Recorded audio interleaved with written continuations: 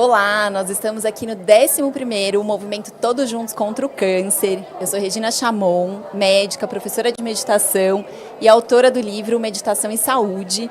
Estou aqui hoje muito bem acompanhada da Luciana Lobo, do Instituto Zen Câncer, da Vânia Castanheira e do Zimbrão. E a gente vai falar um pouquinho sobre os benefícios da meditação nessa jornada que é o tratamento oncológico. E aí eu queria começar trazendo aqui um pouquinho os nossos convidados e querendo saber um pouquinho da experiência de vocês com a meditação. Então, Lu, você quer começar? Posso começar. Bom, gente, a meditação entrou na minha vida quando eu tinha 16 anos. E as primeiras meditações que eu fiz foram as meditações do Osho, né? Meditações dinâmicas do Osho. Eu sempre digo que, para uma adolescente, um professor como o Osho, ele traz aquela rebeldia, né? Assim, ele nos ensina a ser rebelde diante da sociedade. Então, foram as primeiras meditações que eu fiz. E depois, ao longo da vida, fui buscando outros professores, outras escolas. E sem dúvida, o grande diferencial foi quando eu passei pelo meu tratamento oncológico e eu realmente entendi os benefícios das práticas. Ô Luiz, que você trouxe, acho que é muito legal, porque às vezes a gente pensa na meditação como uma coisa única e a gente sabe que são várias modalidades diferentes de prática. Então, acho que também para cada pessoa encontrar afinidade com a sua prática, né, para aquele momento da vida. Então, para quem está ouvindo a gente que já tentou meditar e não conseguiu, tá tudo bem, gente. Temos um caminho pela frente. E você, Vânia, como que a meditação entrou na sua jornada? A meditação não foi tão cedo, né, como a Lu.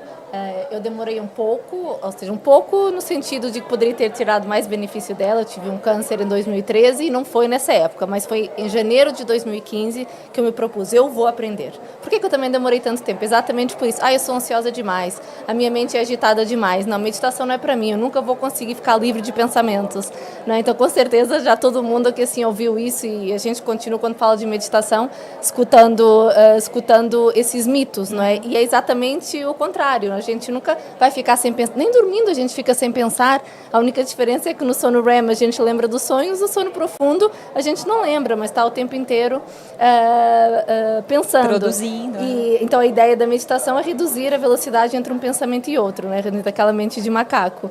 Então eu me abri para a meditação em 2015, eu me apaixonei, fiz várias formações, fui estudar também neurociência da meditação, porque também quando eu gosto de uma coisa eu vou demasiado a fundo nessa coisa, eu preciso entendê-la, porque eu comecei a ver tantas mudanças em mim e não precisei mudar a vida toda, mas me trouxe benefícios. O meu olhar sobre a vida, a minha presença sobre a vida começou a mudar, né? E hoje em dia, até no meu trabalho de medical coaching, que trabalho com pacientes oncológicos, mulheres que estão passando pelo câncer ou já passaram, e a meditação é uma ferramenta, uma técnica, porque meditação é uma técnica, né, que entra nesse processo e que acaba ensinando a meditar, porque é extremamente importante e é uma ferramenta vital para a nossa saúde emocional, física, mental e espiritual na nossa vida. Sim.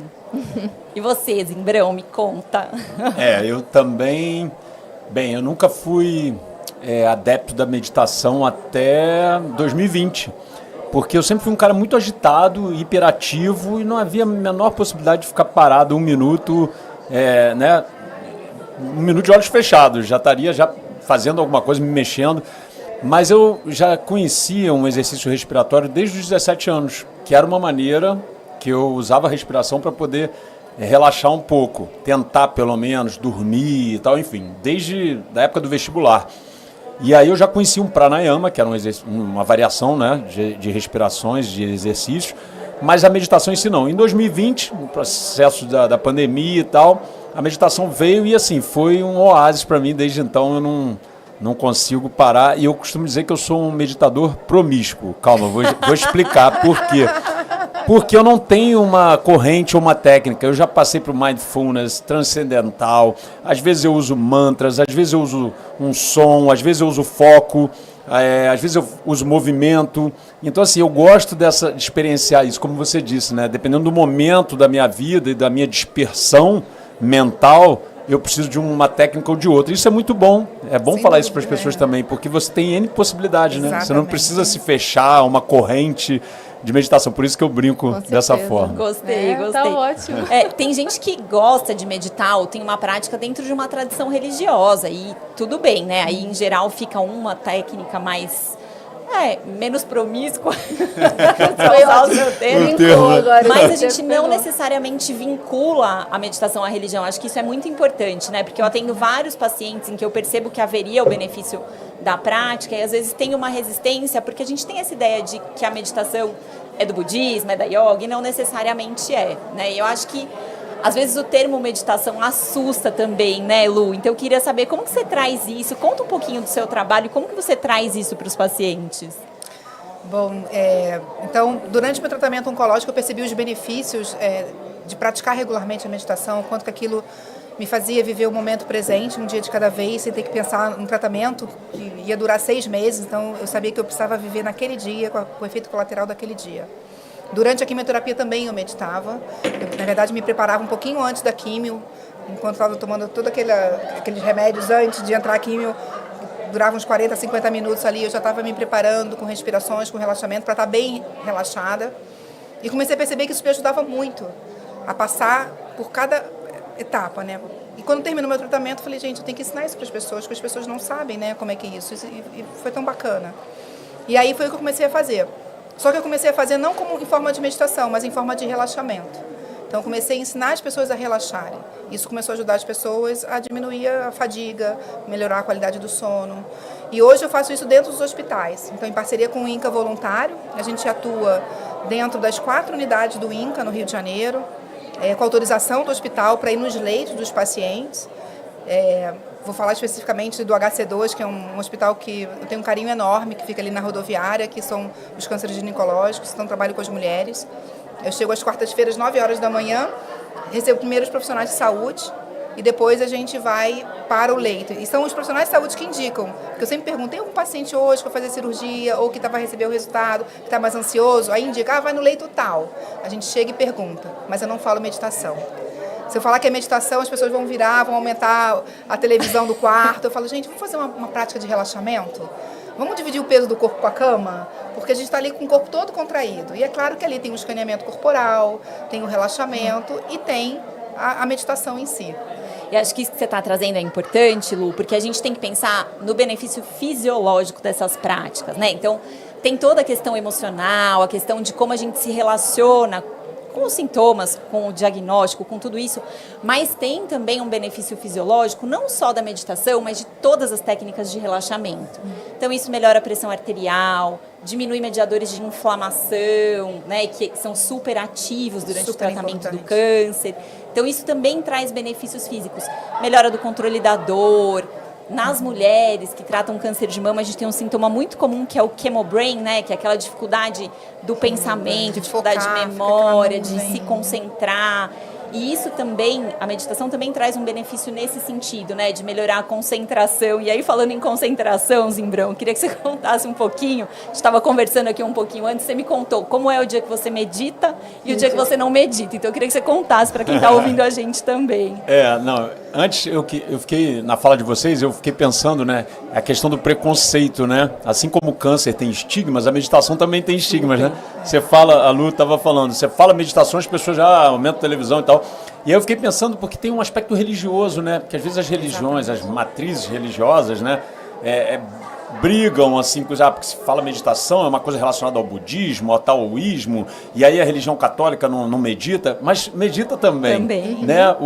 Quando você reza um terço, nada mais é do que um mantra, né? Só não chama de meditação, mas você está rezando um terço, você está ali repetindo milhares Ave Marias e Pai Nosso, que eu aposto que ninguém faz isso de forma intencional e pensando nas palavras que está falando, né? Aquilo acaba sendo um mantra. Então, e acho tem que tem meditação cristã mantra também, na meditação não é? cristã também, que eles usam um mantra mesmo, uma palavra que é chamada de mantra dentro da tradição cristã também. Sim, ou seja, todas as religiões. Ali, né? Mas você está falando da questão da concentração, porque para mim, durante o ano de 2020, que eu comecei a meditar, eu meditava todo dia, às vezes até 2 vezes ao dia, porque tinha disponibilidade, tinha tempo, né? E prioridades também. No dia a dia, na correria, a gente acaba não priorizando, porque essa questão de tempo é relativa, né?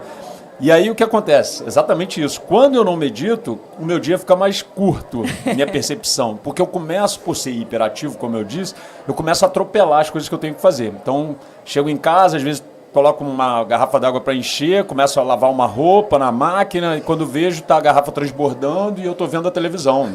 Então, assim, falta foco, né? Eu tenho essa dificuldade. E quando eu faço a meditação, isso não acontece. O meu dia consegue ser mais organizado e de uma maneira totalmente não pensada, né? Então isso é um benefício que eu não tenho como abandonar a meditação. Quando eu não medito, eu sinto muita falta. O meu dia fica mais curto. A gente tem uma brincadeira dentro dos professores de meditação, né? Que é assim, se você não tem 20 minutos para meditar, medite 40. Porque é quando você mais precisa, né? Quando a gente está no meio do caos. Perfeito. Quando é aquele dia, não, meu dia está muito cheio, não dá para meditar. Então é nesse dia que você mais precisa. Exatamente. E você só vai ganhar, né? Porque você ganha o benefício da presença no seu dia. Né? Porque um dos objetivos também é trazer a nossa mente, o nosso foco para o momento presente, para a gente conseguir viver aqui, não pensar, estou enchendo a garrafa d'água, nossa, eu preciso pegar a roupa, não, depois eu vou ver aquele programa da televisão. Não, eu estou enchendo a garrafa d'água agora, enchi a garrafa d'água, então agora eu estou fazendo a outra coisa. Né? A gente conseguir ter esse distanciamento de tudo o resto que vem. A gente conseguir ter presença, tipo, eu estou vivendo isso agora, e eu estou sentindo, eu estou com o awareness, né? A gente estava falando há pouco, a percepção da consciência daquilo que eu estou fazendo. Sim. E isso é um grande benefício. E uma coisa que eu acho bem legal, assim, a gente trazer, a nossa mente, ela tem alguns modos de funcionar, a gente tem redes, né? Então, um grupo de neurônios faz um determinado modo de funcionamento, que é esse modo focado, um outro grupo faz um modo meio ali da viagem mental, que a gente vai e volta. E o que a gente aprende na prática da meditação, a gente não quer inibir um ou outro. Os dois são importantes, os dois têm função. O que a gente quer é aprender, sair de um para o outro, aprender a ter essa governabilidade, né? Quando eu quero estar nesse modo, eu tenho a habilidade de me colocar nesse modo. Quando eu quero estar no outro, eu tenho a habilidade. O ruim é a gente ficar refém de um modo ou do outro, refém do hiperfoco, ou refém da viagem mental o tempo todo, Até né? porque a gente não aguenta, se ficar em hiperfoco o tempo inteiro, não aguenta. E tirar o benefício, né, dessa outra rede, né, de modo padrão, de tirar o benefício dela em equilíbrio. Sim. Então, quando a gente tem uma química equilibrada no nosso cérebro, né, de neurotransmissores em equilíbrio, a gente consegue tirar o melhor proveito, né, da nossa vida, não chegar no final do dia exaustos, acabados, né, acordar também já exaustos e acabados. Sim. E conseguir tirar os benefícios, né, de pular dentro dessas redes, produzir mais neurotransmissores que nos causem, não nos promovam a inflamação, né, promovam o equilíbrio do corpo, porque isso é a causa de todas as doenças, né? Estamos aqui num congresso oncológico, a base do câncer é a inflamação no nosso corpo, e com a meditação a gente consegue provocar essas alterações fisiológicas, né, que vocês estavam falando, e deixar a inflamação de lado. Eu acho que isso é um dos grandes objetivos. E tem até técnicas que falam exatamente sobre isso, né? Então, você trabalha o seu foco e relaxa a mente. Trabalha o foco e relaxa a mente. Não é o tempo todo com a mente focada, nem com a mente solta. Simplesmente você dá aquele... para perceber exatamente esse espaço que se abre entre um pensamento e outro. Sim. Né? Esse gap que tem entre os pensamentos. E eu trabalho muito isso, né, com os pacientes. Eles não estão nem percebendo que eles estão meditando. E a gente usa a ferramenta que já nasceu com a gente, né, que é a nossa respiração. E qual é a importância? Então, assim, não estou ensinando um mantra, não estou dando nenhuma visualização, eu simplesmente estou pedindo para observar a respiração. E tem até estudos que mostram que quando a gente respira com atenção no coração, a gente já vai diminuir a nossa frequência cardíaca ali na hora, a gente sabe disso. Quem corre já percebe isso. Estou correndo, acelerou demais, leva a consciência para a respiração, daqui a pouco você vê, você já baixou a sua frequência cardíaca. Correndo. Você imagina você sendo guiado numa prática de meditação. Né? A respiração é a rainha da nossa mente. Né? É a rainha, sem dúvida. Eu percebi, assim, um grande benefício para mim, especificamente, foi durante o processo de 2020, que eu estava meditando muito, né, de forma muito intensa, é esse poder de observador, né? De você sair do processo mental, de agir, de julgar e ir para um processo de observador, como se eu saísse de mim, não sem viagem transcendental, mas como se eu saísse e observasse. E teve um exemplo bem clássico, eu sou ciclista, né? E eu estava pedalando e eu fui fechado por um ônibus, isso em 2020 mesmo. O ônibus me fechou e aí todo mundo passa por uma situação de trânsito e aquela vontade que você tem, né? Até que vários casos de agressões e violências acontecem em trânsito. E eu fui fechado, né? Mesmo no trânsito, poderia ter morrido. Eu estava de bicicleta, consegui me desviar e lá na frente parou no sinal o ônibus e eu continuei. Aí quando eu cheguei perto, eu fiquei pensando, falei, cara, eu não vou. Eu estava com toda a raiva, toda, né? E eu pensei bem, falei, cara, vamos entender, né? Parei do lado dele. Na hora que eu parei, e foi engraçado que eu parei, aí eu fui falar com ele de uma maneira, né? Gente, sem grosserias, ele já chegou para mim e falou, me desculpe, me desculpa, eu não tinha te visto, tal. O motorista, ele já logo falou assim para mim. Eu fiquei pensando, se eu fosse já numa postura agressiva, né, como a maioria das vezes a gente, né, vai agir impulsivamente. Seria mais uma briga de trânsito. E aí eu fiquei assim, nossa, e graças à meditação, dar, né? Eu fiquei pensando... Isso que você está trazendo, Zimbrão, acho que é um exemplo bem prático do que a Lu acabou de dizer, da gente ganhar um espaço, né? Porque o impulso vem, mas quando você ganha esse espaço, você consegue observar, ao invés de reagir e sair fazendo o que dá na cabeça ou perder a cabeça, a gente escolhe aquilo que a gente quer fazer. A gente vai escolher a melhor resposta para aquela situação. Então, a gente deixa de reagir e passa a responder. Vocês estavam aqui falando, eu lembrei de uma história que eu até conto lá no meu livro. Desde 2016, eu trabalho com meditação em contexto do tratamento oncológico. E a gente tinha um grupo, e até esse grupo deu origem ao nome do livro, né, que chama Meditação e Saúde dos Mosteiros aos Consultórios Médicos. Porque a gente tinha lá um participante do grupo que ele era budista, ele trouxe um sino do templo budista para o grupo, enfim. Mas a gente acompanhava, tinha uma paciente que acompanhava lá conosco, ela tinha câncer de mama e tinha uma metástase cerebral. E aí, ela estava fazendo radioterapia e ela tinha muita aflição de ficar com a máscara da radioterapia, né? Que ela tinha que ficar com uma máscara cobrindo o rosto, era algo muito desconfortável. E o que ajudava ela durante o tratamento a manter com a máscara era exatamente a atenção na respiração.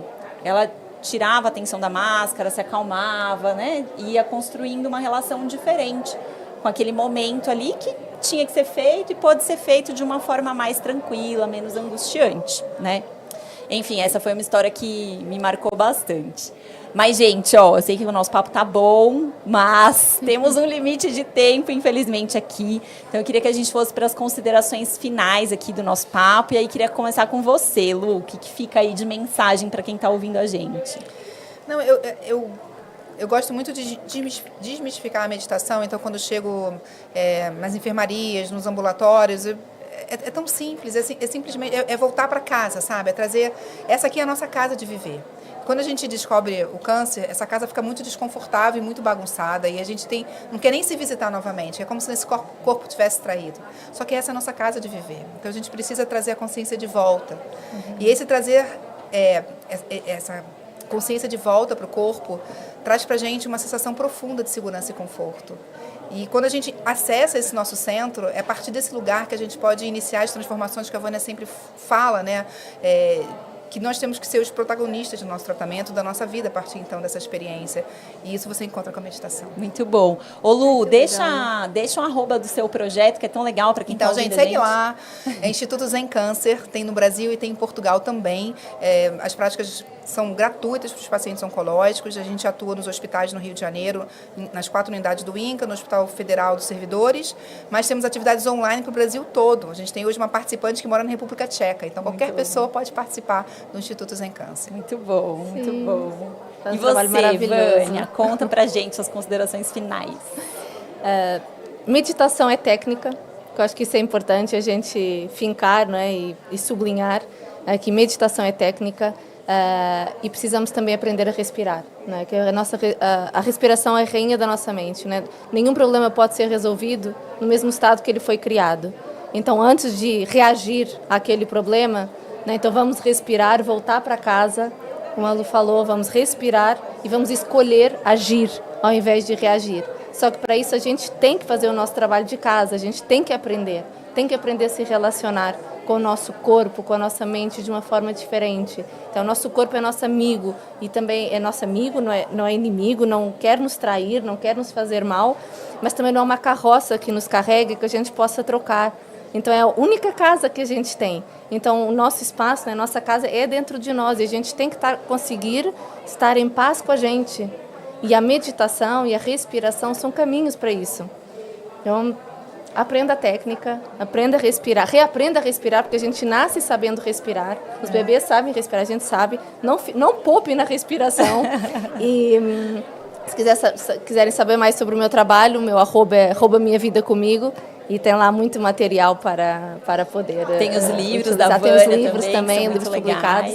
Tem aí o próximo vindo, né, que é sobre a inflamação, como o estresse, o desequilíbrio emocional, ele causa inflamação no nosso corpo, que é a base da nossa doença. Então, o câncer, a base do câncer é a inflamação, então a gente tem que cuidar do nosso emocional para que a gente não fique doente, e é também um caminho para a cura, né? A gente cuidar do nosso emocional. E a meditação é uma das ferramentas para a gente se relacionar melhor com a gente. Muito bom. Obrigada. E você, Zimbrão, me conta. Bem, falar um pouco, né, da minha experiência, né, como um cara hiperativo, como a maioria das pessoas hoje em dia, né, com esse mundo cheio de tela, cheio de estímulos, né, que é um exercício, como ela disse, é técnica, é exercício. Então, assim, não queira sair, ouvir esse podcast e meditar 20 minutos. Isso não vai acontecer, eu sinto muito, adoraria.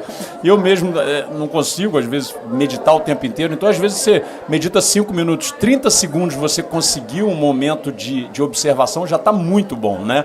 E aí você pode usar várias metáforas para isso, né? Eu brinco com a estação do trem, né? Que você está sentadinho no banquinho na estação de trem. E os pensamentos são os trens, eles param, saem, entra gente, sai gente, e você não embarca em nenhum trem, né? Você pode usar isso para nuvens no céu, para qualquer coisa, mas essa percepção de que você é apenas um observador. O pensamento vai vir, e deixa vir, é bom que venha, só não precisa embarcar nele naquele momento que você se permitiu, né? Acho que é isso, é exercício. Adorei, essa eu não conhecia do trem, bom, vou usar, muito bem bom. didática. E tá no arroba Zimbrão, arroba Zimbrão com Z, do jeito que se fala, tem lá a minha página, os meus projetos, está tudo concentrado na minha página mesmo. Muito bom, muito bom. Bom, e eu queria deixar aqui de mensagem final, gente, se você está passando pelo tratamento oncológico ou se você é um profissional que cuida de pessoas em tratamento oncológico, a meditação pode ser mais uma ferramenta, ela pode ser usada num contexto totalmente laico, sem vínculo religioso. Então, estuda um pouquinho, busca informações, como que isso pode contribuir com o seu trabalho. Eu falo bastante sobre isso lá na minha página do Instagram também, que é o @doutorasanguebom. E eu fico o convite aqui para você acompanhar os outros episódios dos podcasts que estão no ar aqui no TJCC. E a gente se vê em breve.